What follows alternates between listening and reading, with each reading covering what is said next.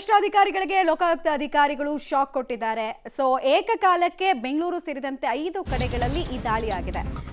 ರೇಡ್ಗೆ ಒಳಗಾದವರು ಯಾರು ಅನ್ನೋದ್ರ ಡೀಟೇಲ್ಸ್ ಅನ್ನ ಕೂಡ ಕೊಡ್ತೀವಿ ನಿಮಗೆ. ಭ್ರಷ್ಟಾಧಿಕಾರಿಗಳಿಗೆ ಲೋಕಾಯುಕ್ತ ಅಧಿಕಾರಿಗಳಿಂದ ಬೆಳಗ್ಗೆನೇ ಶಾಕ್. ಬೆಳಗ್ಗೆ ಯಾರು ಬಯಸಲ್ಲ, ಯಾವ ಅಧಿಕಾರಿ ಬಯಸ್ತಾರೆ? ನಮ್ಮ ಮನೆ ಮುಂದೆ ಲೋಕಾಯುಕ್ತನೋ ಇಡಿನೋ ಬಂದ್ಬಿಟ್ರೆ ಭಯ ಆಗುತ್ತಲ್ವಾ? ಸ್ವಲ್ಪ ಟೆನ್ಷನ್ ಅಂತೂ ಆಗುತ್ತೆ.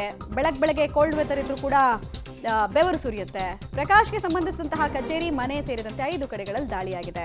ಇವರು ಗೋವಿಂದರಾಜನಗರದ ವಿಭಾಗದ ಎಕ್ಸಿಕ್ಯೂಟಿವ್ ಇಂಜಿನಿಯರ್ ಆಗಿ ಕೆಲಸವನ್ನು ನಿರ್ವಹಿಸ್ತಾ ಇದ್ರು.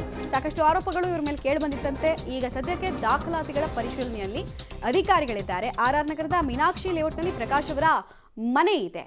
ಮನೆ, ಕಚೇರಿ ಎರಡೂ ಕಡೆ ದಾಳಿ ಆಗ್ತಾ ಇದೆ. ಲೋಕಾಯುಕ್ತ ಅಧಿಕಾರಿಗಳ ತಂಡ ಬಂದಿದೆ.